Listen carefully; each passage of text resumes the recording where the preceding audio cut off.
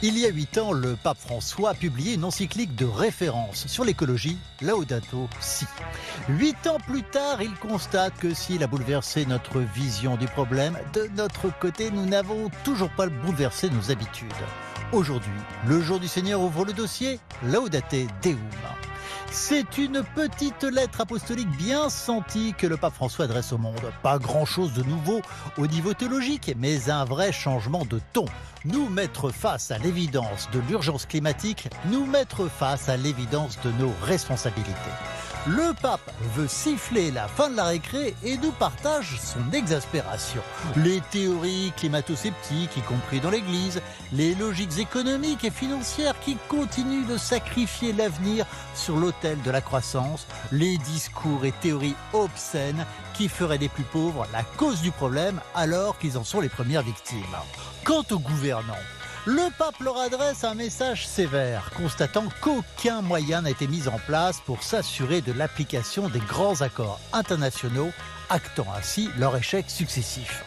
Alors, en vue de la prochaine COP 28 qui aura lieu aux Émirats Arabes Unis, oui je sais, il y a comme un paradoxe dans cette phrase, le pape invite au changement radical, car conclut-il, dire qu'il n'y a rien à espérer serait suicidaire. C'est notre dossier du jour.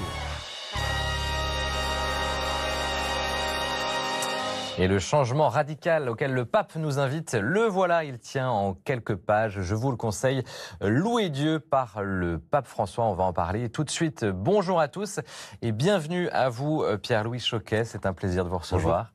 Vous êtes chercheur en sociologie et chrétien engagé sur ces questions écologiques. Et j'aimerais qu'on revienne avec vous sur ce livre où le pape, c'est vrai, va droit au but. On peut citer déjà une phrase qui arrive dès le début de ce texte. Voilà ce qu'écrit le pape. On ne peut plus douter de l'origine humaine anthropique du changement climatique. Voilà ce que dit le pape François. C'est ça, il signe la fin de la récré. Il a des propos forts là. Oui, tout à fait. C'est vrai qu'on peut remarquer ces propos qui sont très clairs et il faut les mettre aussi en perspective. Ça fait aujourd'hui plus de 30 ans en fait que la communauté scientifique internationale a vraiment clarifié en fait cette origine du réchauffement climatique qui est observée et a écarté tous les doutes sur l'origine humaine, en fait. Donc là, le pape ne fait que réasséner quelque chose dont il avait déjà la conviction au moment où il a fait paraître la lettre encyclique Laudato Si. Mais là, s'il le réaffirme aujourd'hui, c'est parce qu'il se sent un peu découragé, probablement, face au contexte, en fait, de non prise en compte à l'échelle globale de ce problème qui est catastrophique. Je suis obligé d'apporter ces précisions qui peuvent sembler évidentes à cause de certaines opinions méprisantes et déraisonnables que je rencontre même au sein de l'Église catholique. Ça veut dire que ce doute permanent, il est présent aussi au sein de l'Église sur le changement climatique. Alors absolument, c'est vrai. Bon, alors l'Église catholique est tout à fait globale, donc elle est très différenciée en fonction des continents. Mais c'est vrai qu'il y a des continents qui souffrent directement du réchauffement climatique de façon très perceptible. On peut penser au continent africain notamment, à l'Amérique latine, où on va dire les personnalités d'Église, de la hiérarchie, on va dire épiscopale, est très au courant de ces questions. Et puis les continents des pays, les continents d'Europe et d'Amérique du Nord. Qui se montrent plus, soit plus fuyants, c'est-à-dire beaucoup de personnes qui disent ne pas connaître et qui disent être interpellées ou bousculées par le pape François, mais qui n'investissent pas vraiment cette question de l'écologie. Et d'autres, alors on a de la chance en Europe et en France spécifiquement, on n'a pas encore vraiment de ce type de problème, mais notamment aux États-Unis, beaucoup d'opposants déclarés à François qui considèrent en fait que ces prises de position du pape sur l'écologie sont en fait complètement déconnectées de la question spirituelle. Alors qu'en réalité, il faut reconnaître avec François que le défi du réchauffement climatique est vraiment aussi, pas seulement, mais aussi une question spirituelle dont les chrétiens doivent se saisir. Pour vous, c'est une question spirituelle ? Alors pas uniquement, évidemment, il y a une question technique, puisque c'est d'abord un problème politique et technique, on pourrait dire, c'est-à-dire l'enjeu pour les pays du Nord, c'est de limiter massivement et drastiquement leurs émissions de gaz à effet de serre pour permettre tout de même aux pays du Sud, qui n'ont pas bénéficié des mêmes standards de développement, d'avoir encore un petit peu d'émissions disponibles pour se développer. Et en même temps, donc c'est un vrai problème technique et politique, mais engager ces transformations aujourd'hui, notamment dans nos pays les plus favorisés, implique des choix de sobriété et de renoncement qui sont difficiles à faire si l'on se base simplement sur des objectifs purement économiques. Cette parole du pape François sur ces questions-là qui vous tiennent à cœur, elle vous fait du bien ? Je pense qu'elle est un signe d'encouragement. Alors évidemment, à la fois pour tous les chrétiens qui sont convaincus comme lui qu'il y a une urgence à la fois technique, politique, économique et spirituelle, on pourrait dire, avec cette dimension spirituelle.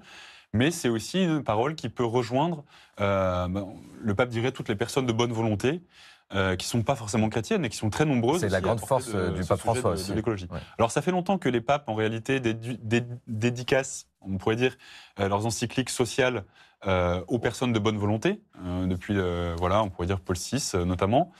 Donc ça fait plus d'une cinquantaine d'années en fait que les papes parlent au plus grand nombre, notamment quand ils touchent à des sujets qui ne sont pas directement liés à la doctrine chrétienne. On pourrait Et dire. le pape François, on a l'impression qu'on l'entend vraiment particulièrement bien sur ces questions. Alors c'est vrai, mais en même temps, ce que disent ses détracteurs, et je pense qu'ils caricaturent en réalité, l'encyclique s'appelle bien, la lettre apostolique qui vient d'être publiée s'appelle bien Louer Dieu. Elle commence par un rappel de cette parole, on pourrait dire prophétique, de saint François d'Assise. Et elle se termine sur une analyse des motivations spirituelles qui sont les plus importantes, en fait, pour engager des transformations dans le sens d'une... Il y a bien un enjeu, en effet, vous avez raison, spirituel dans ce texte. Alors, que nous dit précisément cette exhortation? En quoi diffère-t-elle de son premier texte sur l'écologie, l'encyclique Laudato Si? Nous sommes allés à la rencontre d'une religieuse de l'Assomption engagée dans la transition écologique et d'un père jésuite théologien. Ils nous livrent leur regard sur ce texte, je vous rappelle, publié à la veille de la COP28 à Dubaï. On regarde et puis on en parle juste après.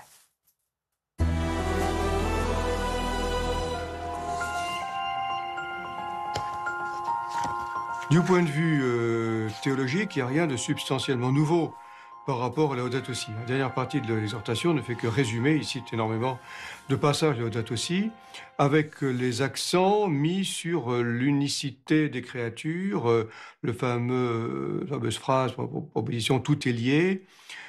Tout est interdépendant, nous ne sommes pas isolés du reste des créatures. Il faut considérer la création dans son ensemble, ce qui est un élément effectivement assez nouveau par rapport à la théologie antérieure.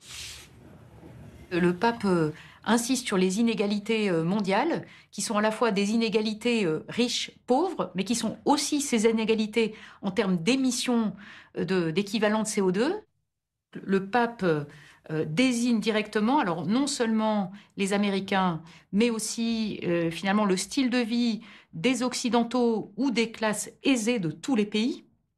Il nous dit, mais au fond, il faut changer de mode de vie, et ça n'est possible que si sont conjugués les efforts de chacun, des efforts collectifs à des échelles plus locales, mais aussi les efforts de la communauté internationale. On peut se demander pourquoi les 3/4 d'exhortation sont une sorte de résumé du rapport du GIEC et ne traitent que de questions profanes. Est-ce que ça concerne le salut, finalement? Est-ce que le salut concerne aussi ce que nous vivons ici et maintenant? Je crois au titre de l'incarnation, oui. Dans l'Évangile, Jésus aborde des questions très concrètes de la vie quotidienne. Donc, il est tout à fait dans son rôle, le pape est tout à fait dans son rôle, de rappeler que tout cela concerne la vie chrétienne et concerne le salut, concerne la construction du règne de Dieu sur terre. Et le pape parle beaucoup plus fortement, je pense que dans Laudato Si, des questions géopolitiques, de la nécessité de repenser les relations entre les pays, et que finalement, dans cette diplomatie à promouvoir, eh bien, il peut y avoir aussi une mobilisation forte des citoyens d'en bas qui contribuent à la transformation de la gouvernance mondiale. Une différence entre l'exhortation et l'encyclique.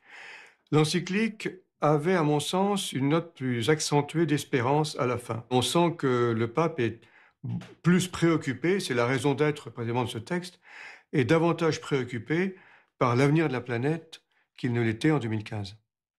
On ne peut que le rejoindre dans cet effroi à l'égard de ce qui est en train de se passer et de se dire, mais c'est quand même dramatique. Et donc, on a besoin d'une parole, justement, qui nous aide à prendre les questions au bon niveau et à réaliser que tout ça n'est pas juste une lubie d'écolos bobos ou radicaux, zadistes, comme on a l'impression que sont caricaturés aujourd'hui en France ceux qui élèvent une voix. Alors j'aimerais vous faire réagir sur ce que dit Cécile Renoir à la fin de cette interview, en citant le pape à nouveau dans ce texte Louer Dieu. Voilà ce qu'il dit. Les actions de groupes fustigés comme radicalisés attirent souvent l'attention, mais ils comblent un vide de la société dans son ensemble qui devrait exercer une saine pression C'est-à-dire qu'il y a presque un côté, oui, c'est bien d'être contre, c'est bien d'être presque dans la désobéissance parfois. C'est ce que dit le pape. Absolument. Alors je pense qu'on est à propos des questions environnementales, il y a une difficulté de plus en plus grande de l'État, en fait, des institutions publiques, à faire valoir le bien commun. Donc des groupes se mobilisent, par exemple sur le territoire national, sur des luttes locales, en pointant du doigt en fait les conséquences environnementales de projets qui sont présentés comme ayant des bénéfices environnementaux, mais qui en réalité s'avèrent vraiment très problématiques. On se souvient tous évidemment de la mobilisation contre les méga-bassines dans les Deux-Sèvres et de toutes les polémiques qui s'en sont suivies et qui ont failli aboutir à la dissolution du mouvement des soulèvements de la Terre. Parce que rapidement on dit, c'est des révolutionnaires, ils sont dangereux, ils sont inquiétants en fait. Tout à fait, mais en fait, alors je ne dis pas tout à fait pour acquiescer à votre propos, mais en fait ce qui se passe, c'est qu'il y a beaucoup de projets qui sont encore lancés actuellement au niveau régional, dans des mairies, etc., qui contreviennent complètement aux accords que la France a ratifiés suite à la COP21. Je pense par exemple à des collectifs qui se mobilisent contre l'extension ou la hausse du trafic sur des aéroports. Alors que toutes les recommandations scientifiques disent qu'il faudrait diviser par 2 nos émissions de gaz à effet de serre d'ici 2035 pour éviter un réchauffement climatique supérieur à 1,5 degré.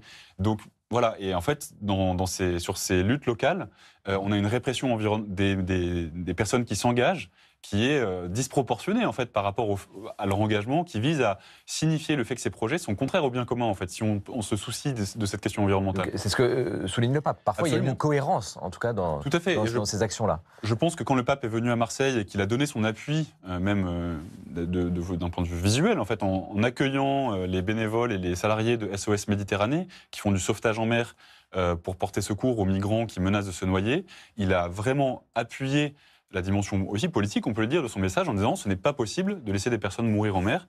Et on pourrait se dire que d'une certaine façon, ce texte est un appui à toutes les personnes qui se mobilisent et qui portent des revendications qui sont tout à fait raisonnables. Ça, je tiens à insister sur ce point, sur le terrain, pour qu'elles se sentent confortées, même si les conditions sont de plus en plus difficiles et la répression des pouvoirs publics de plus en plus forte et rapide.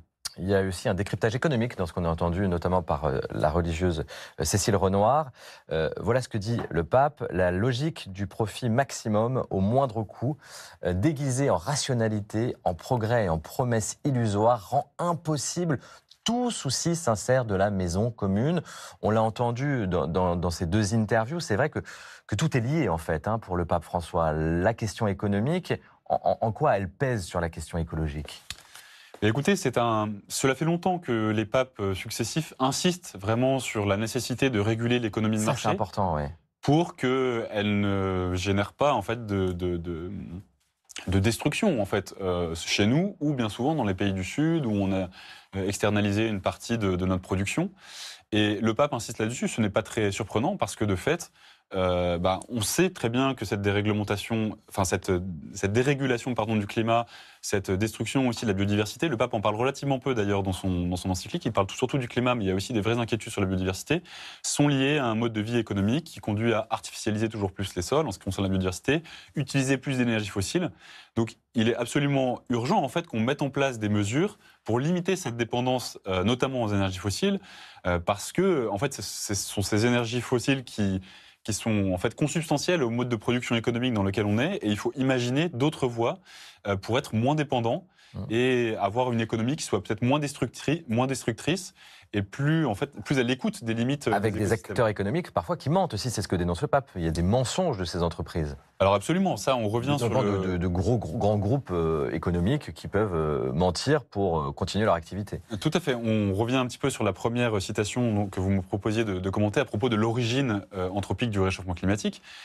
On a une difficulté dans toutes les controverses environnementales à faire valoir les arguments des scientifiques.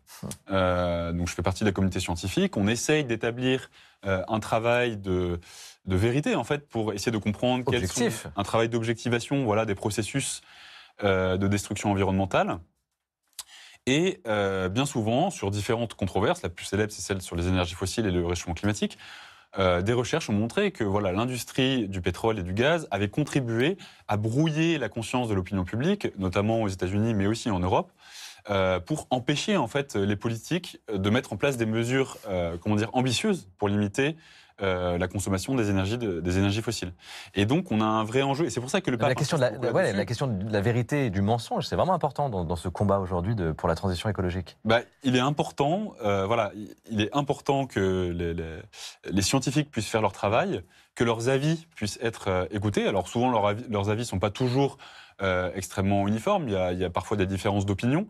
Mais quand les sujets sont vraiment très graves et très caractérisés, c'est le cas du réchauffement climatique, les énergies fossiles, le lien est tellement clair et indubitable que dans ce cas-là, il faut vraiment les écouter et passer à l'action. Je pense par exemple au développement des aéroports, qui malgré tout, en fait, on a voté une loi climat dans notre pays il y a quelques années au cours de ce quinquennat, par exemple, qui ne met aucun frein au développement des aéroports, ce qui est complètement contre-intuitif, alors qu'on sait que le kérosène n'est pas taxé, que beaucoup de personnes prennent l'avion à des fins récréatives pour passer un week-end à Barcelone ou à Lisbonne. Et en fait, ça, aujourd'hui, c'est un vrai problème. C'est-à-dire qu'en fait, il faut repenser nos styles de vie, et ça doit commencer par des choses telles que celle-ci, parce que sinon, après, c'est très difficile de parler de taxe carbone pour la voiture, etc. On a vu toutes les difficultés avec les gilets jaunes, mais symboliquement, si on ne commence pas par faire ces choses qui seraient les plus à portée de main, on n'y arrivera jamais, en fait, tout simplement. Donc, quand le pape soutient toutes les personnes qui se mobilisent pour le bien commun sur ces questions environnementales, c'est aussi pour dire, mais n'ayez pas peur de dire la vérité, et agissez. Même si, agissez, même si... vous n'êtes pas soutenu. Voilà, même si vous n'êtes pas soutenu et si on vous caricature. Je vous propose tout de suite d'aller à la rencontre de quelqu'un qui s'engage à sa manière et à son niveau. Il s'appelle Nicolas. Il est bénévole, investi dans la diffusion de l'écologie et de ses bonnes pratiques. Regardez ce bénévole, Nicolas, ça pourrait être vous.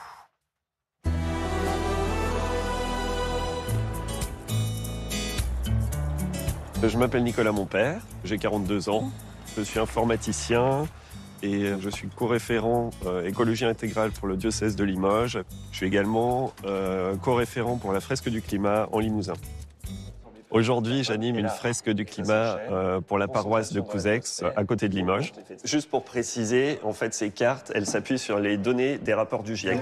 Moi, je pense que la hausse de température, c'est après émission de CO2, non ? C'est avant, alors. Ça permet aux participants, plutôt que d'être passifs comme à une conférence, de s'approprier en fait les mécanismes du changement climatique. À partir du moment où on a des enfants, on commence à faire un peu plus attention à l'alimentation, à l'environnement, à plein de choses. Ça serait un peu stupide de laisser en fait notre société détruire leur avenir. Il me paraît évident qu'il faut transformer notre société. J'agis en ce sens. Généralement, en fait, de faire tout ça, ça m'apporte de la joie. Les échanges sont toujours très riches. Alors du coup, qu'est-ce qui peut arriver à la suite de tout ça ?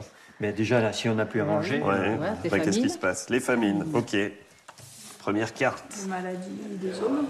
Les maladies, pouf. Les déplacements de population. Voilà, oh là là, vous êtes trop fort. Réfugiés climatiques. Moi, ça me provoque quand même un brin d'angoisse. On peut dire ça. Quand on voit toutes les conséquences morbides que ça peut entraîner. Il n'y a pas d'autosatisfaction personnelle à dire j'ai fait changer tant de personnes. Moi, ce qui m'intéresse, c'est de planter des graines, d'apporter des connaissances. À partir de là, en fait, chaque personne va pouvoir faire son propre cheminement en fonction de ses possibilités, de sa situation, de ses moyens. Ce qui est intéressant dans le milieu catholique, c'est qu'on peut rajouter l'espérance chrétienne. En fait, le problème nous dépasse individuellement et s'appuyer sur notre foi et sur notre espérance fait qu'on peut aller beaucoup plus loin. Voilà pour ce beau témoignage de Nicolas. C'est intéressant ce qu'il dit sur l'espérance chrétienne qui permet d'aller plus loin. Est-ce que ça rejoint aussi vos convictions et ce que vous ressentez ? Oui, absolument. C'est sûr que c'est François Vevey qui l'a souligné dans le précédent documentaire que le pape avait peut-être un ton plus sombre dans cette exhortation apostolique que dans le texte de Laudato Si qui était sorti il y a 8 ans. Et c'est vrai et Cécile Renoir disait qu'on est pris d'effroi en fait face à ce qui se passe. Quand je discute avec des collègues scientifiques qui établissent ces rapports du GIEC ou qui travaillent sur les questions de biodiversité, ils sont tous vraiment stupéfaits face à ce qui est en train de se passer. Et il manque de mots, en fait, entre guillemets, pour dire... Ils sont choqués. Voilà, ils sont choqués vraiment par ce qui se passe.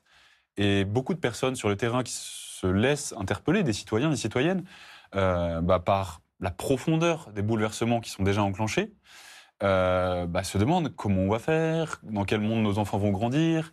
Est-ce que ces stabilités dont on bénéficie aujourd'hui, les saisons, voilà, est-ce qu'elles vont rester ou est-ce qu'on va aller vers des transformations qui vont même aller jusqu'à altérer ces régularités qui nous donnent une sorte d'assise? Et je pense que dans des temps de troubles, où les personnes sont légitimement en fait un petit peu déboussolées, eh ben, l'espérance chrétienne, elle est très modeste, parce qu'évidemment, on n'a pas de solution, entre guillemets, à ce problème qui est énorme, global, etc. Ça ne vous rend pas magicien? Pas du tout, mais je pense que ce que dit le pape, c'est que il faut vraiment, la foi peut nous aider à nous laisser toucher par la beauté de cette création qui aujourd'hui est vraiment détruite à une vitesse sans précédent, peut nous aider à nous ressourcer et à trouver des leviers pour l'action. Et je pense aussi que la foi chrétienne, évidemment, est une expérience individuelle, mais elle est aussi une expérience collective. C'est intéressant. Et je pense qu'à l'échelle de nos groupes, des communautés, ça peut être aussi un lieu pour réfléchir et engager des actions. Alors, Laudato Si avait été déjà une occasion, il y a eu des initiatives qui ont été lancées, Église verte, etc. Mais aujourd'hui, je pense qu'avec cette exhortation apostolique du pape, on peut réfléchir à l'étape d'après.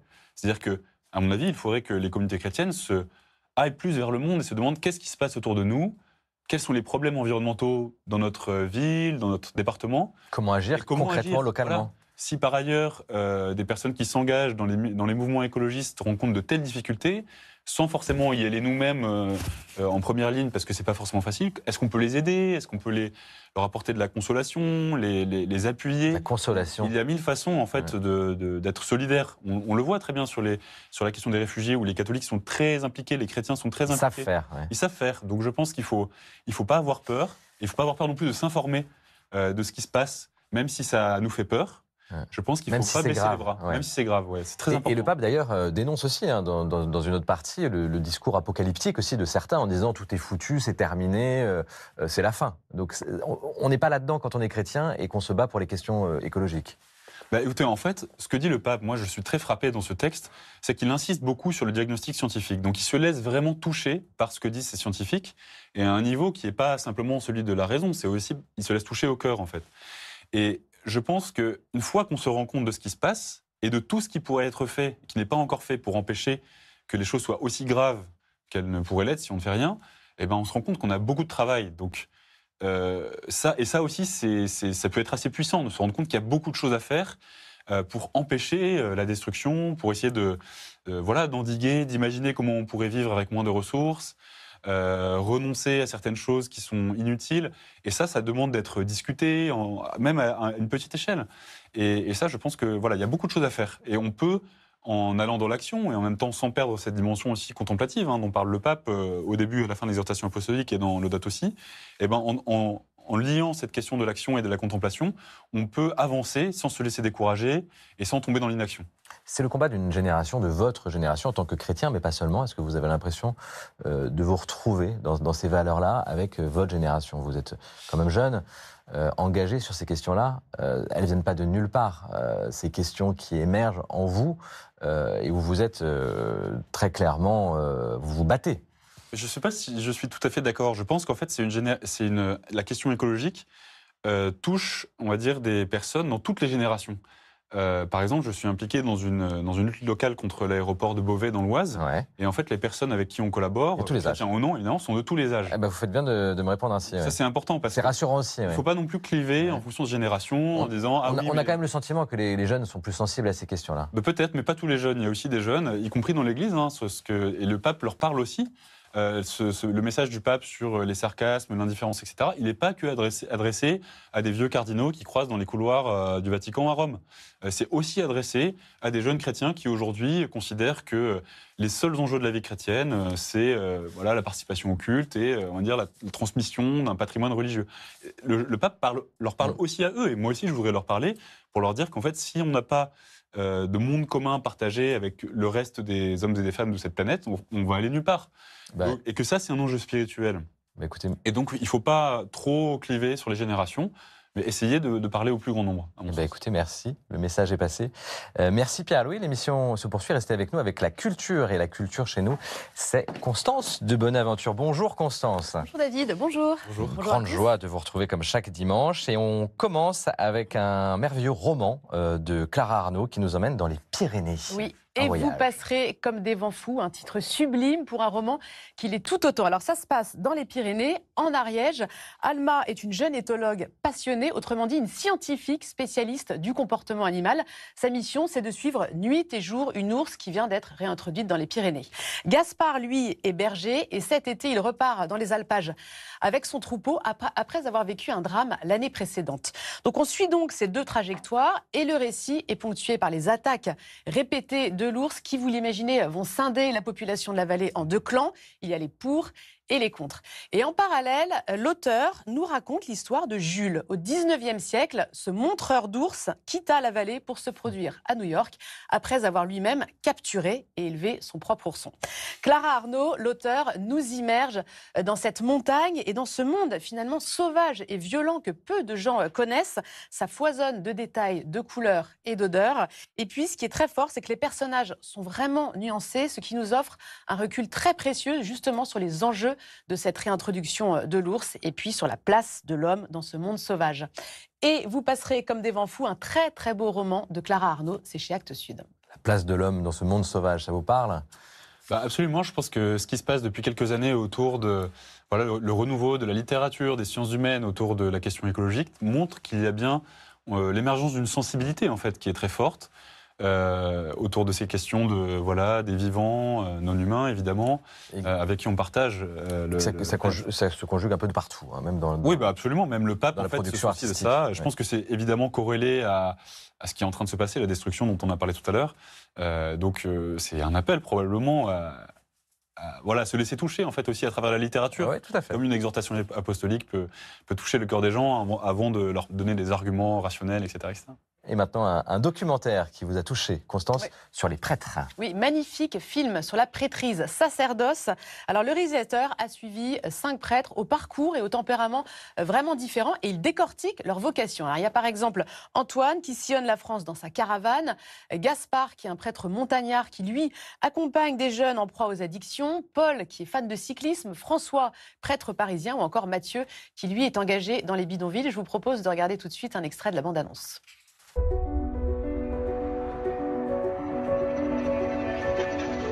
Le prêtre, ça choque.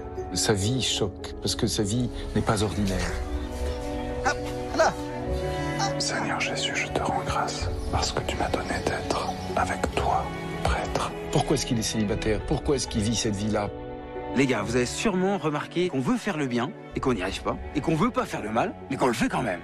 Dans la vie, il y a du combat. Amen. Alors ici, dans ce film, c'est vraiment la radicalité de ce choix de vie qui est mise en avant par le réalisateur. Ces hommes, on le comprend, ils auraient pu avoir une vie confortable et pourtant, ils ont choisi la prêtrise. Et ce qui est puissant aussi dans ce documentaire, c'est qu'en fait, tous se livrent complètement sans phare. Ils parlent de leur fragilité, de leurs convictions. Ils abordent avec sincérité, par exemple, la difficulté du célibat, la solitude parfois, les blessures affectives aussi. Et puis, évidemment, cette question des abus sexuels dans l'Église qui pèse sur eux. Sacerdoce, très beau documentaire de Damien Boyer et c'est actuellement dans vos salles.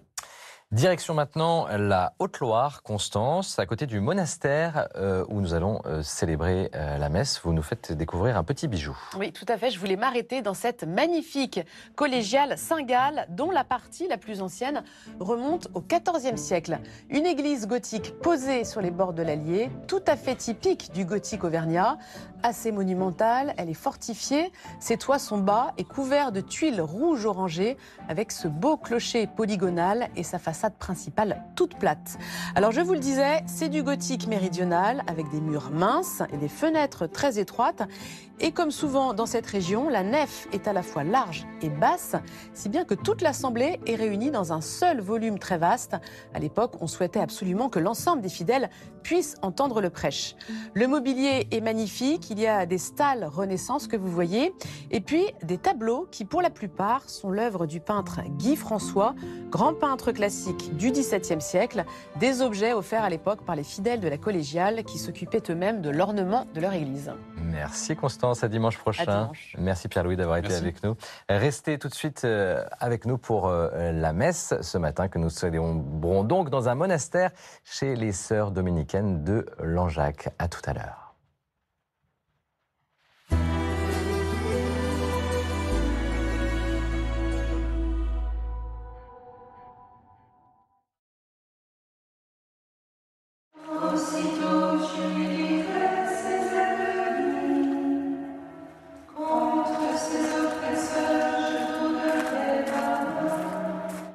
J'ai regardé la caméra, après on recommence.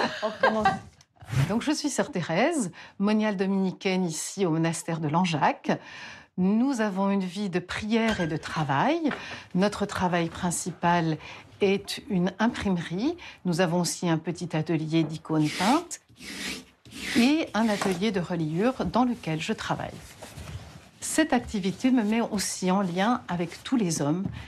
Tout homme doit travailler pour gagner sa vie. Et quand je travaille, je communie à cette condition humaine, humble, ceux pour lesquels on peut avoir un petit peu peur ou ceux qui nous donnent de la joie dans le travail. Je dis bonjour. Non. Je suis Martine Faux, membre de l'association des Amis du Monastère. Cette association est née autour du projet de construction et de rénovation de l'étable qui ne servait à plus rien. Bonjour. Bienvenue au monastère. On a décidé de vouloir restaurer ce lieu. L'objectif, c'est de recevoir des personnes qui veulent venir se recueillir pour aider nos sœurs à mieux vivre et avoir des revenus complémentaires. Je suis fidèle à ce monastère depuis tout le temps. Et puis, j'aime recueillir ici, plus qu'ailleurs. Je m'appelle Jean-François Comte, je suis un Auvergnat pur souche. Je viens au monastère depuis une quarantaine d'années. Bonjour Fabienne, ça va François, oui, ça va. Ouais. Les sœurs sont toujours là pour nous accueillir, on peut les rencontrer, prendre du temps. Je suis responsable départemental d'une association qui s'appelle Saint-Vincent-de-Paul. Ça va Alba? Et on travaille beaucoup avec des personnes en précarité. Je n'en avais plus. T'avais plus rien? Non. Ouais, bon. Et on a quand même des situations difficiles, lourdes à porter. C'est important pour moi de venir une fois par semaine et de venir devant le Saint-Sacrement et de déposer toutes ces souffrances, tous ces événements qu'on rencontre qui sont douloureux. Et moi, ça me libère, ça m'apaise. Merci Jean-François. Nous allons vous retrouver maintenant. Et bienvenue à toutes et tous à Langeac, en plein cœur de l'Auvergne, au monastère Sainte-Catherine de Sienne.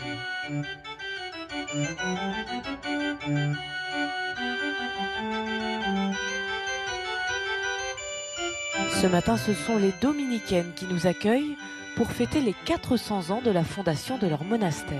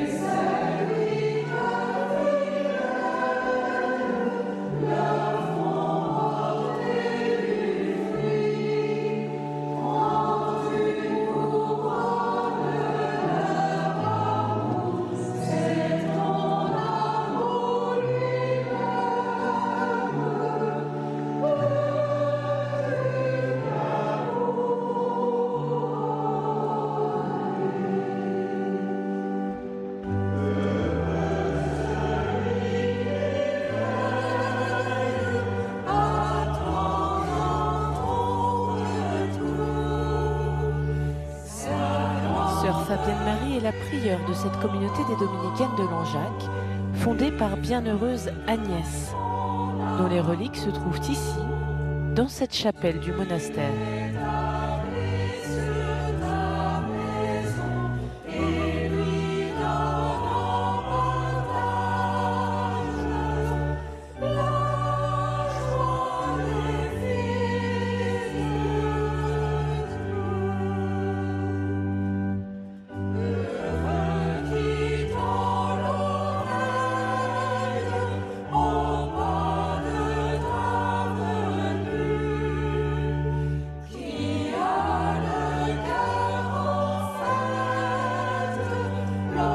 La messe sera présidée par le frère Nicolas Tixier, prieur provincial des Dominicains de la province de France.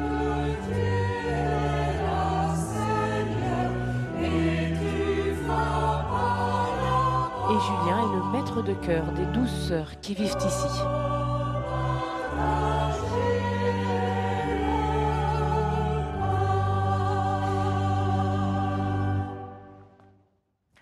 Au nom du Père et du Fils et du Saint-Esprit, la grâce de Jésus, le Christ, notre Seigneur, l'amour de Dieu le Père et la communion de l'Esprit Saint soient toujours avec vous. Et avec votre esprit. La communauté des Dominicaines de Sainte-Catherine est heureuse de vous accueillir en ce dimanche, vous tous, téléspectateurs, qui rejoignez notre assemblée pour cette Eucharistie. Que ce temps soit vraiment une action de grâce pour célébrer la fidélité du Seigneur en cette année du 4e centenaire de notre fondation, ici à Langeac, et qu'à la suite de la bienheureuse Agnès, nous ne cessions de louer, bénir et prêcher la miséricorde de Dieu. Frères et sœurs, préparons-nous à célébrer le mystère de l'Eucharistie en reconnaissant que nous avons péché. Je confesse à Dieu Tout-Puissant, je reconnais devant vous, frères et sœurs, que j'ai péché en pensée, en parole, par action et par omission. Oui, j'ai vraiment péché. C'est pourquoi je supplie la bienheureuse Vierge Marie, les anges et tous les saints, et vous aussi, frères et sœurs, de prier pour moi, le Seigneur notre Dieu. Que Dieu Tout-Puissant nous fasse miséricorde, qu'il nous pardonne nos péchés et nous conduise à la vie éternelle. Amen.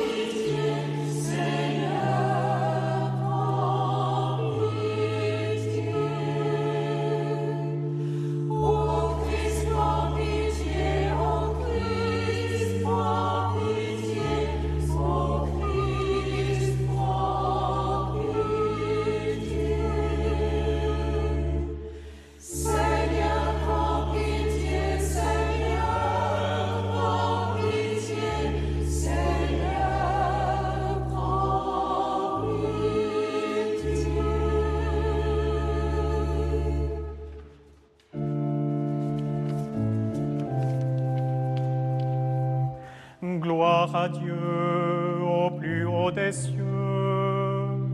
Et paix sur la terre aux hommes qu'il aime.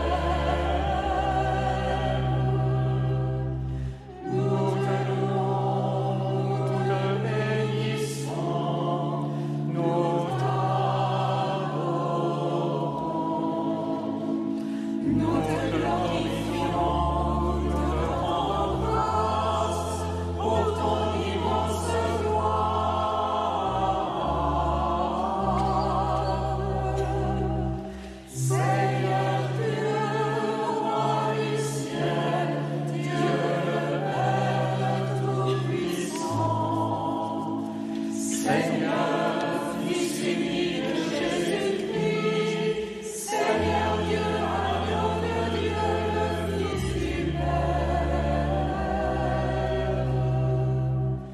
Toi qui enlèves les péchés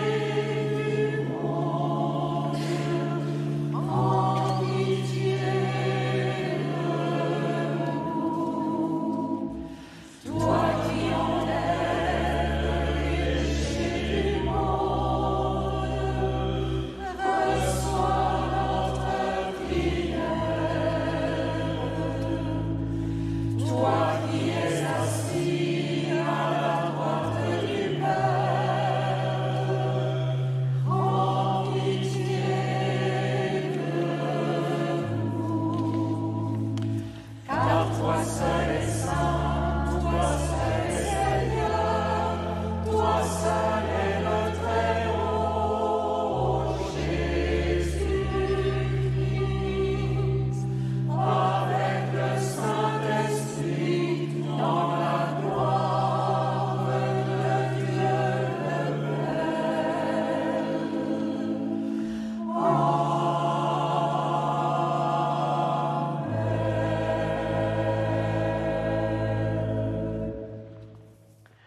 Prions le Seigneur.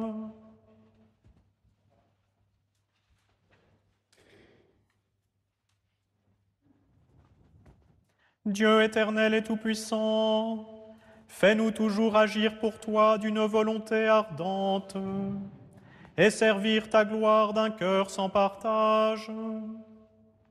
Par Jésus-Christ, ton Fils, notre Seigneur, qui vit et règne avec toi dans l'unité du Saint-Esprit, Dieu pour les siècles des siècles.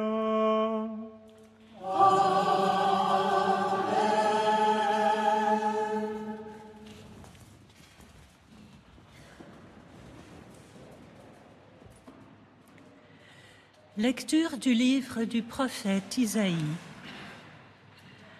Ainsi parle le Seigneur à son Messie, à Cyrus, qu'il a pris par la main pour lui soumettre les nations et désarmer les rois, pour lui ouvrir les portes à 2 battants, car aucune porte ne restera fermée.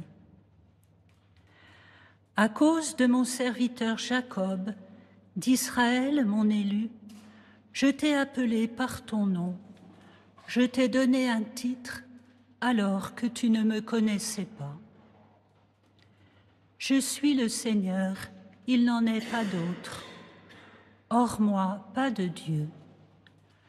Je t'ai rendu puissant alors que tu ne me connaissais pas, pour que l'on sache, de l'Orient à l'Occident, qu'il n'y a rien en dehors de moi.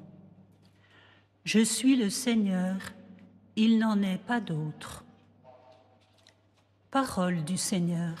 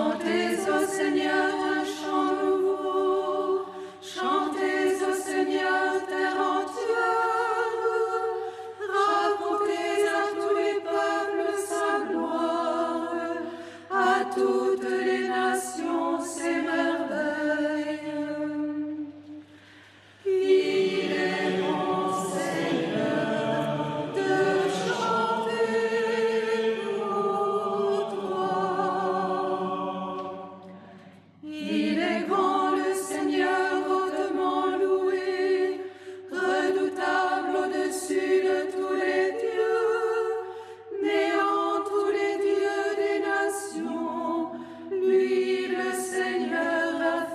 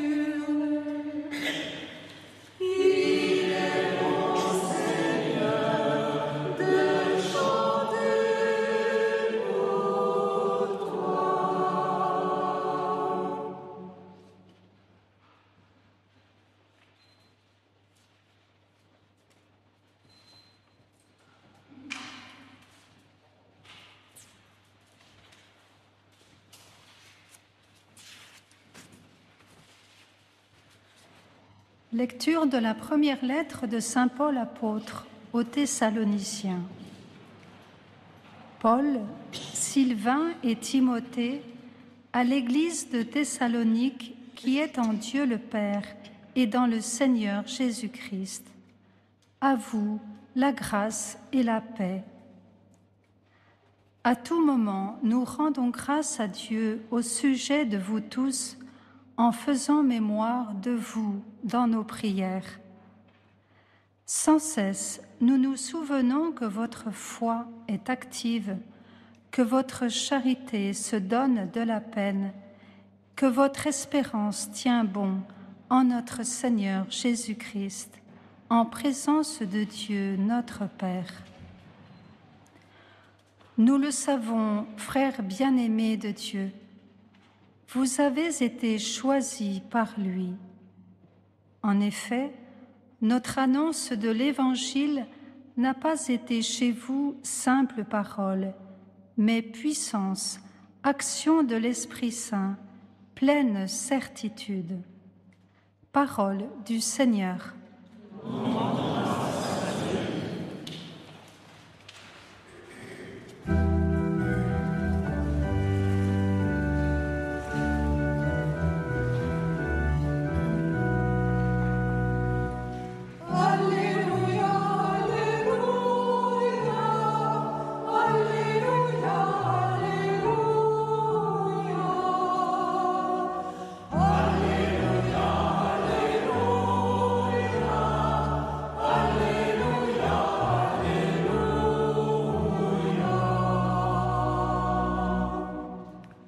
Vous brillez comme des astres dans l'univers, en tenant ferme la parole de vie.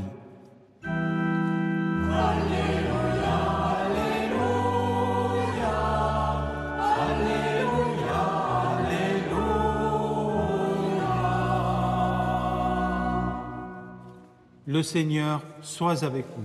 Et avec votre esprit. Évangile de Jésus-Christ selon saint Matthieu.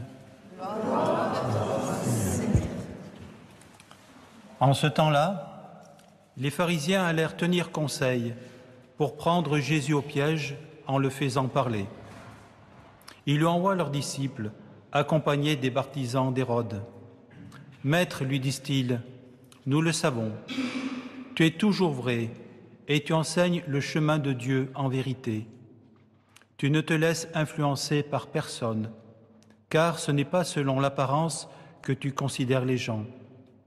Alors, donne-nous ton avis. Est-il permis, oui ou non, de payer l'impôt à César, l'empereur ? Connaissant leur perversité, Jésus dit : Hypocrite, pourquoi voulez-vous me mettre à l'épreuve ? Montrez-moi la monnaie de l'impôt. Ils lui présentèrent une pièce d'un denier. Il leur dit : Cette effigie et cette inscription, de qui sont-elles ? Ils répondirent : De César. Alors il leur dit : Rendez donc à César ce qui est à César, et à Dieu ce qui est à Dieu. Acclamons la parole de Dieu. Louange à toi, Seigneur Jésus.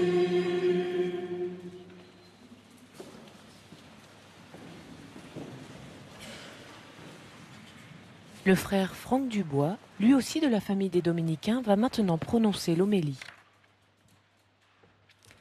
Mes sœurs, après 400 ans, est-ce que vous vous y êtes enfin mis? Laissant de côté les vieux paniers en osier, êtes-vous passé au panier de quête électronique, tellement plus tendance? Croyez-en l'économe de mon couvent, l'effet carte bleue est très bon pour les finances. On compte ces piécettes avec parcimonie, mais effleurer du doigt un écran tactile nous semble coûter moins. C'est que l'on y tient à nos pièces. On les scrute, on les chérit. On finit par se reconnaître dans leur effigie. Et finalement, on s'évalue, on s'estime en montant de monnaie. À force de fixer ses sous, on oublie de regarder les autres. Les visages non faits d'or ou d'argent, mais de chair et de sang. Car en vrai, notre vraie richesse, c'est toujours le visage de l'autre. Le sourire que nous y aurons semé, les larmes que nous y aurons séchées, le baiser peut-être dont nous l'aurons effleuré. Je suis riche de la face de l'autre lorsque, grâce à moi, elle s'éclaire. Aussi bien, ceux qui tendent un piège à Jésus se trompent. Ils disent « Ce n'est pas selon l'apparence que tu considères les gens. » Grossière erreur. J'espère, moi, que Jésus me regarde, qu'il me dévisage. J'espère qu'il lit la détresse de la mère effrayée protégeant son enfant sous une pluie de bombes. Jésus se moque bien du sourire béat du César métallique sur la pièce. Ses traits à lui sont trop parfaits pour être vraisemblables. Oui, détrompez-vous, pharisiens. Jésus se laisse influencer. Compatissant jusqu'à l'extrême, il n'a Dieu que pour nos visages. Oh, certes, le regard du Christ est bien exigeant. Alors que la bienheureuse Agnès se lamentait intérieurement de ne rien faire de bon avec ses novices, sentiment qui, ma foi, est assez familier pour moi, Jésus lui répondit « Travaille, travaille, travaille ». On n'a connu plus consolante parole. Mais il poursuivit « Et je suppléerai à tout ». Voilà toute l'affaire. Tant que Jésus ne verra pas clair en nos visages, tant que nous ne lui ressemblerons pas tout à fait, il suppléera en nous ce qu'il manque de sa beauté. Ainsi, tout ce que nous devons faire, c'est de le laisser œuvrer, acceptant de s'abandonner avec confiance à son amour dévorant. Le Christ, qui lui-même nous a forgés, frappe à certaines heures, comme on frappe un métal pour imprégner sa face sur nos âmes rebelles. Amour dur comme nos cœurs. Alors pas de temps à perdre. Jésus sait que nous sommes faits pour être donnés, ou plutôt rendus, à Dieu son Père, qui veillera en recevant son trésor qu'il n'y ait nulle contrefaçon. Dieu n'accepte que la monnaie à l'effigie de son Fils. C'est ce que dit le psaume que nous avons chanté. « Rendez au Seigneur la gloire et la puissance, rendez au Seigneur la gloire de son nom. » Comment rendre au Dieu Tout-Puissant une gloire hors d'atteinte si nous ne nous laissons pas conquérir par Jésus? Lui seul peut glisser dans nos mains vides l'offrande agréable à son Père. Lui seul peut faire briller sur nos faces son propre visage pour que Dieu contemple sur nos traits l'effigie de son Fils. Qui a Dieu a tout, disait la bienheureuse Agnès, et c'est tout qu'il faut donner. Il importe donc que dès ici-bas, nous fassions notre part pour que nos frères resplendissent du visage sacré. Que ferai-je cette semaine pour éclairer la face de ceux que je croiserai? Que ferai-je pour rendre à mon frère, à ma sœur, son effigie première, sa part la plus sainte? Agnès s'y est bien employée, rendant aux pauvres leur dignité, aidant les mères à enfanter, exhortant ses sœurs à plus de sainteté. Comment aider Dieu à œuvrer dans mes frères et comment me laisser éclairer par eux. Frères et sœurs, oubliez les pièces et les cartes bleues. Et si vous y tenez vraiment, pensez aux billets pour les sœurs. Mais la véritable offrande, à chaque Eucharistie, c'est aussi nous-mêmes. Et comme à chaque quête, chaque don compte, même le plus modeste. En ces temps de disette et de guerre, le monde saigne. Mais la gloire de Dieu ne s'est pas retirée. Elle couve sous les croix, plantées nues en 1001 calvaires. Agnès nous l'avait pourtant annoncé. Il faudra beaucoup d'amour pour les porter, chacune. Alors, aimons et laissons-nous aimer, éblouissant le monde par tant de sainteté.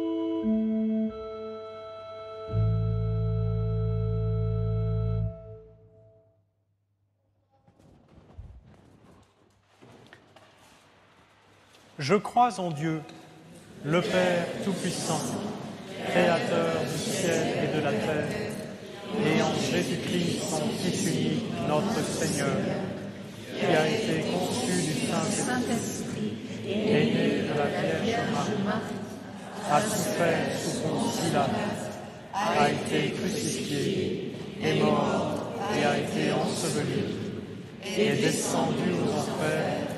Le troisième jour est ressuscité des morts, est monté aux cieux, est assis à la droite de Dieu, le Père Tout-Puissant, d'où il viendra juger les vivants et les morts.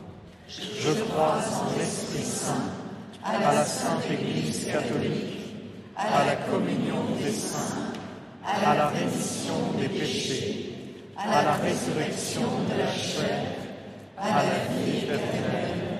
Amen. Dieu nous rassemble dans son amour, supplions-le avec confiance pour qu'il répande sur tous les hommes les bienfaits de sa miséricorde. Bénis, Seigneur, ton Église. Bénis le synode réuni en ce moment. Que ton esprit éclaire les dialogues et les travaux en vérité et dans l'unité.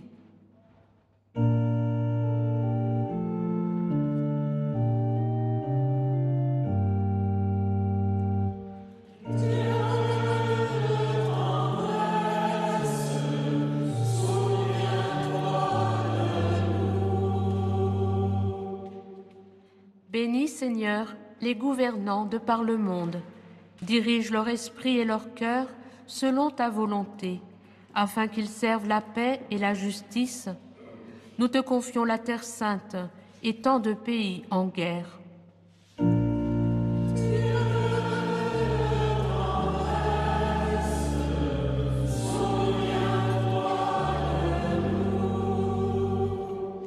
Bénis, Seigneur, les personnes malades, les personnes seules, celles qui sont dans le deuil. Que l'amitié et la solidarité guident leurs proches pour apaiser les souffrances.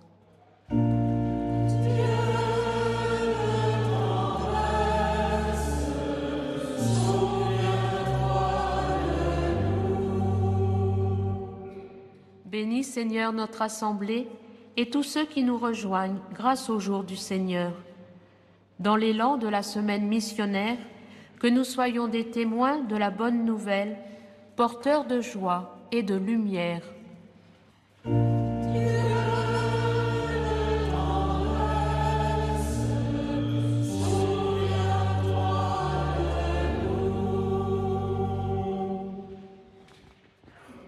Dans ton amour inlassable, nous t'en prions, Seigneur.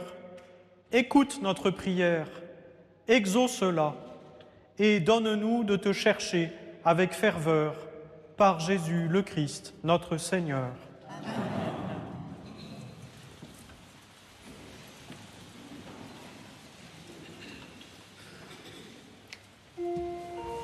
Toutes ces intentions de prière universelle vont maintenant être portées à l'autel, avec le pain et le vin.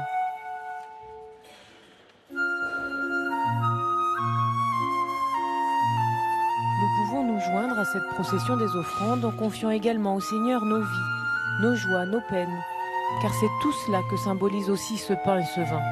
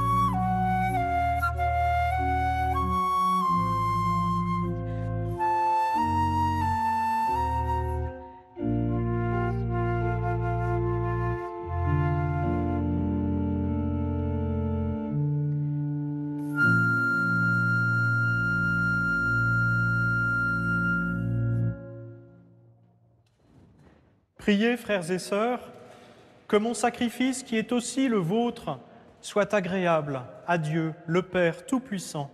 Que le Seigneur reçoive de nous ce sacrifice, à la louange et à la gloire de son nom, pour notre bien et celui de toute l'Église. Accorde-nous, Seigneur, nous t'en prions, de te servir d'un cœur libre en te présentant ces dons. Puissions-nous, par un effet de ta grâce, être purifiés par ces mystères que nous célébrons par Jésus le Christ, notre Seigneur. Amen. Le Seigneur soit avec vous. Élevons notre cœur. Rendons grâce au Seigneur notre Dieu.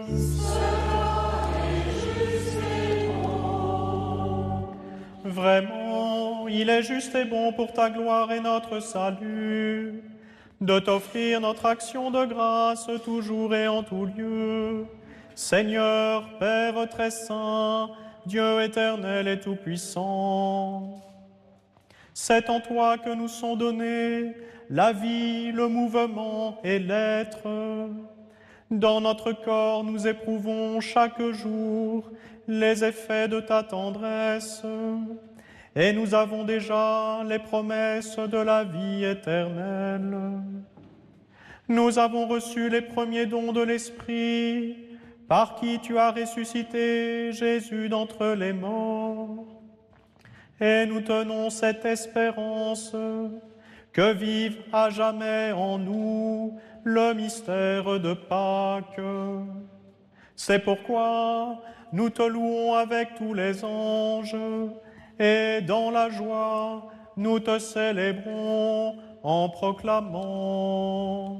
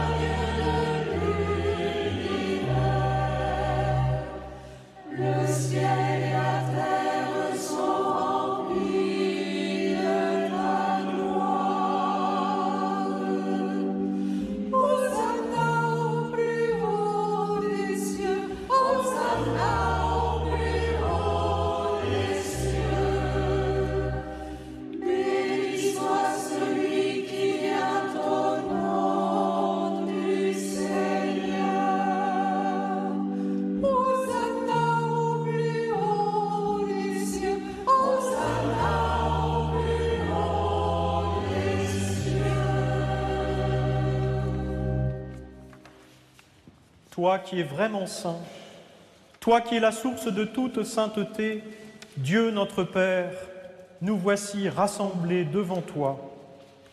Et dans la communion de toute l'Église, nous célébrons le jour où le Christ est ressuscité d'entre les morts.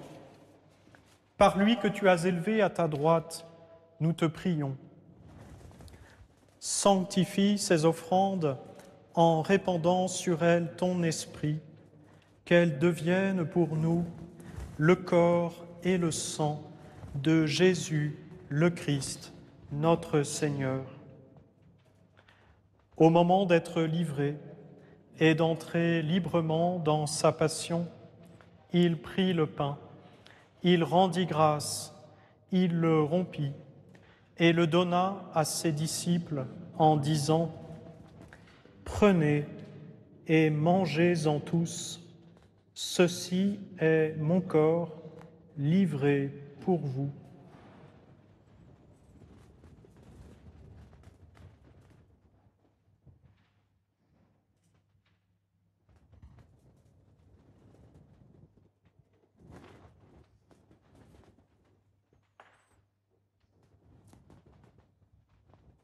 De même, après le repas, il prit la coupe. De nouveau, il rendit grâce et la donna à ses disciples en disant : « Prenez et buvez-en tous, car ceci est la coupe de mon sang, le sang de l'alliance nouvelle et éternelle, qui sera versé pour vous et pour la multitude en rémission des péchés. Vous ferez cela en mémoire de moi. »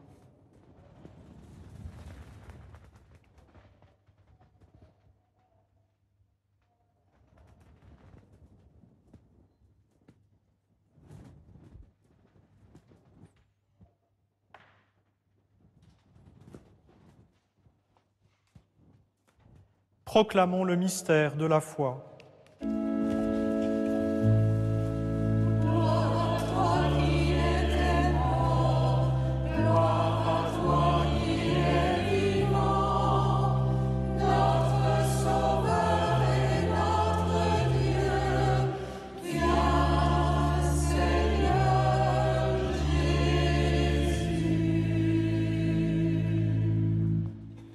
En faisant ainsi mémoire de la mort et de la résurrection de ton Fils, nous t'offrons, Seigneur, le pain de la vie et la coupe du salut, et nous te rendons grâce, car tu nous as estimés dignes de nous tenir devant toi pour te servir. Humblement, nous te demandons qu'en ayant part au corps et au sang du Christ, nous soyons rassemblés par l'Esprit Saint en un seul corps. Souviens-toi, Seigneur, de ton Église répandue à travers le monde. Fais-la grandir dans ta charité. Avec notre pape François, notre évêque Yves et tous les évêques, les prêtres et les diacres. Souviens-toi aussi de nos frères et sœurs qui se sont endormis dans l'espérance de la résurrection. Et souviens-toi dans ta miséricorde de tous les défunts. Accueille-les dans la lumière de ton visage. Sur nous tous, enfin, nous implorons ta bonté. Permets qu'avec la Vierge Marie, la bienheureuse Mère de Dieu, avec Saint Joseph, son époux, les apôtres, Saint Dominique, notre Père, Sainte Catherine de Sienne, la bienheureuse Agnès et tous les saints qui ont fait ta joie au long des âges, nous ayons part à la vie éternelle et que nous chantions ta louange et ta gloire par ton Fils, Jésus le Christ.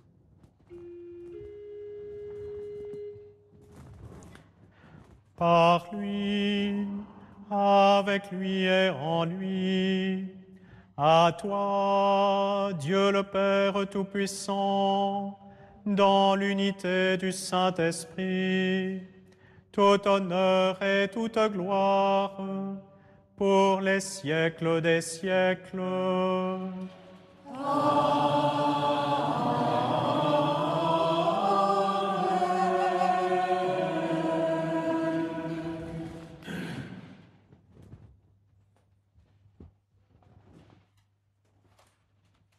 Unis dans le même esprit, nous pouvons chanter avec confiance la prière que nous avons reçue du Sauveur. Notre Père, qui es aux cieux, que ton nom soit sanctifié, que ton règne vienne, que ta volonté soit faite sur la terre comme au ciel. Donne-nous aujourd'hui notre pain de ce jour. Pardonne-nous nos offenses, comme nous pardonnons aussi à ceux qui nous ont offensés. Et ne nous laisse pas entrer en tentation, mais délivre-nous du mal. Délivre-nous de tout mal, Seigneur, et donne la paix à notre temps. Soutenus par ta miséricorde, nous serons libérés de tout péché, à l'abri de toute épreuve, nous qui attendons que se réalise cette bienheureuse espérance, l'avènement de Jésus-Christ, notre Sauveur. Car c'est à toi qu'appartiennent le règne, la puissance et la gloire pour les siècles des siècles. Seigneur Jésus-Christ, tu as dit à tes apôtres, « Je vous laisse la paix, je vous donne ma paix. » Ne regarde pas nos péchés, mais la foi de ton Église. Pour que ta volonté s'accomplisse, donne-lui toujours cette paix et conduis-la vers l'unité parfaite, toi qui vis et règnes pour les siècles des siècles. Amen. Frères et sœurs, dans cette Église ou devant votre écran, que la paix du Seigneur soit toujours avec vous. Et avec votre esprit. Frères et sœurs, dans la charité du Christ, donnez-vous la paix. Et il en a bien besoin notre monde en ce moment de cette paix du Christ. Alors qu'elle soit avec chacune et chacun d'entre nous ce matin.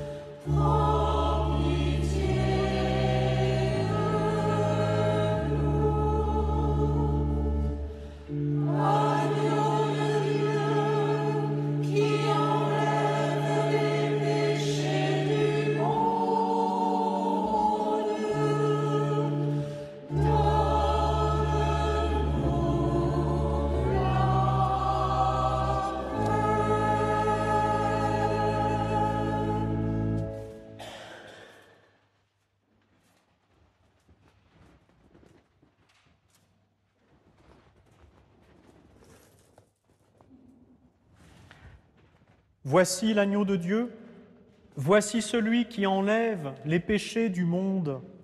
Heureux les invités au repas des noces de l'agneau. Seigneur, je ne suis pas digne de te recevoir, mais dis seulement une parole et je serai guéri.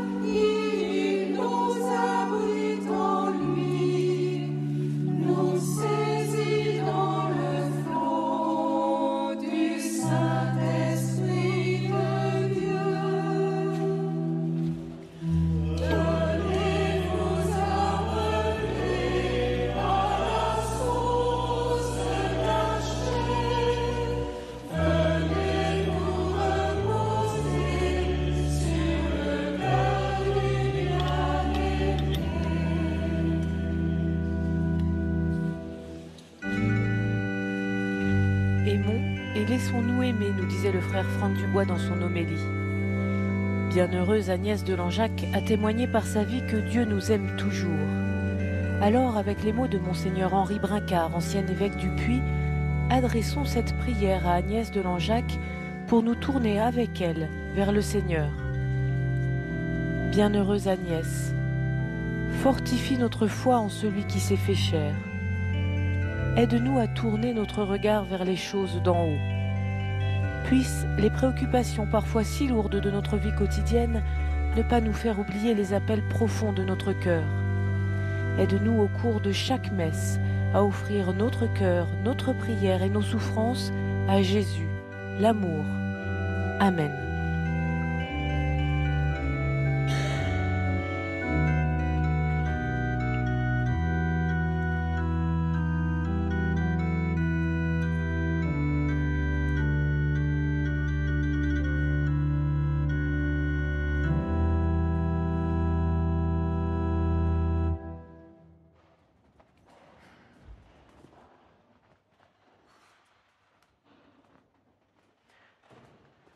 Prions le Seigneur.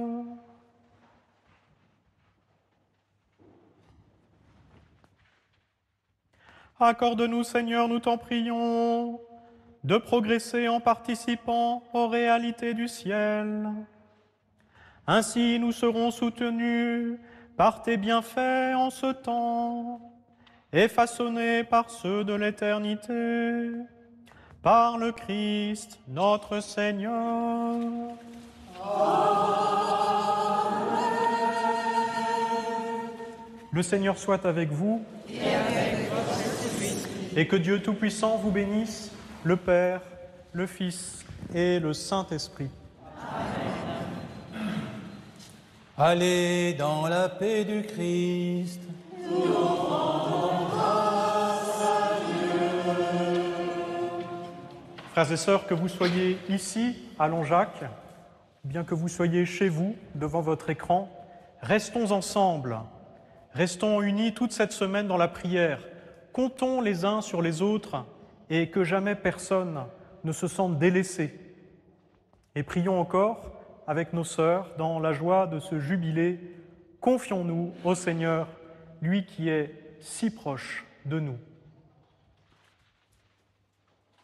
Dieu de miséricorde, dans ta sagesse éternelle, tu as appelé ton serviteur Dominique à se mettre en route dans la foi, comme pèlerin itinérant et prédicateur de la grâce.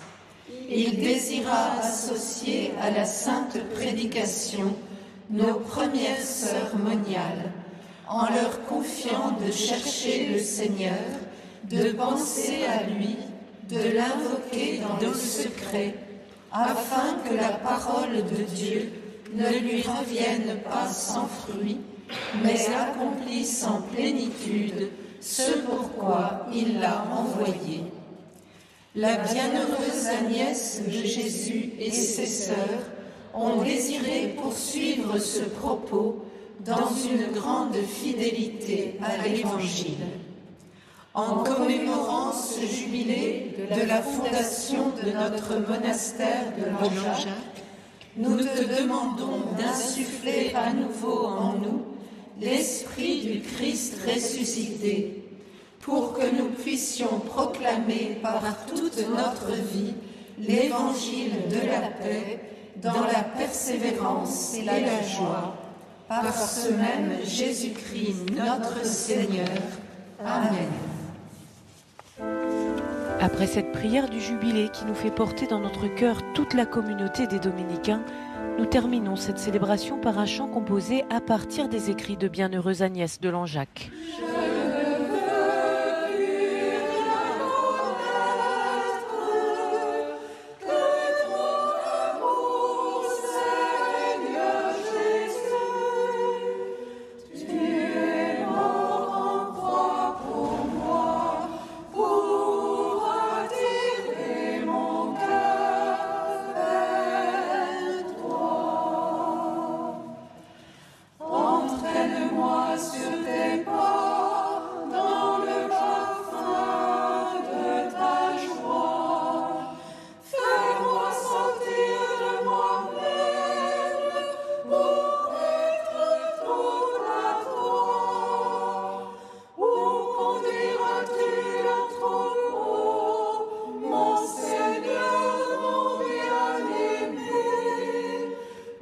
Merci à toute la communauté du monastère Sainte-Catherine de Sienne de nous avoir accueillis ce matin. Et tout de suite, nous retrouvons Max Guazzini, l'ancien président du Stade français du Paris Rugby, pour sa parole inattendue sur un verset de l'Évangile du jour.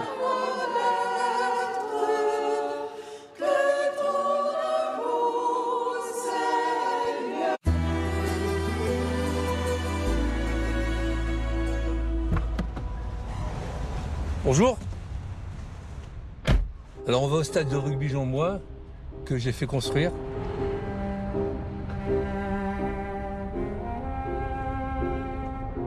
Le Christ a tout à fait raison de dire ça. Enfin, il a raison pour beaucoup de choses, mais je veux dire qu'il ne faut pas mélanger la religion avec la politique. Et rien n'est pire que lorsque les religieux dirigent un État ou un pays, quoi. La foi, c'est une liberté, c'est en dehors du pouvoir et il faut oublier les temps obscurs où effectivement l'Église avait beaucoup de pouvoir dans ce domaine-là et il y avait une confusion des genres. Et il est bon finalement que ce soit fini tout ça.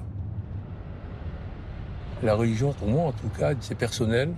Je suis pour le droit à une certaine indifférence dans ce sens, c'est que on n'a pas à s'inquiéter de ce que pensent les autres, quoi, mais simplement le respecter. Croire, c'est un combat, parce que la foi, c'est pas facile, quoi. Moi, j'ai pas la foi du charbonnier, voyez-vous, donc je me pose souvent des questions. Moi, j'admire les gens qui ont une foi, franchement, sans questionnement, quoi. La foi, c'est un combat. Pour moi, c'est un combat, en tout cas. C'est pas facile, quoi. C'est pas facile. J'ai besoin d'aimer et d'être passionné. Sinon, je suis rien. Sinon, je suis un chiffon qu'on met à la poubelle. Et j'ai besoin d'être créatif. J'ai toujours agi par passion. Et je ne sais pas faire autrement. Par exemple, dans le rugby, c'est l'esprit d'équipe, quoi. En rugby, on a besoin de tout le monde pour gagner, quoi. Il y a la place pour tout le monde. Pour les mecs, pour les gros, pour ceux qui sont très grands, très petits.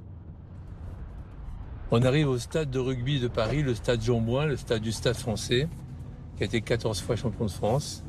Et ce stade, que j'ai réussi à faire construire par la mairie de Paris, il restera pour les générations futures. Voilà. Merci et bon dimanche à tous. Et en tout cas, un bon déjeuner. Au revoir.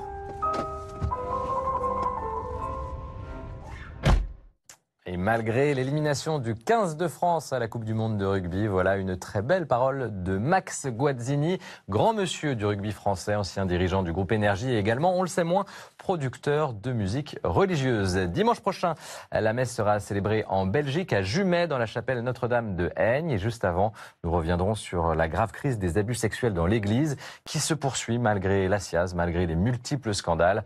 Avec notre invitée, la théologienne Marie-Jo Thiel, nous ferons le point sur ce dossier essentiel pour l'avenir de l'Église.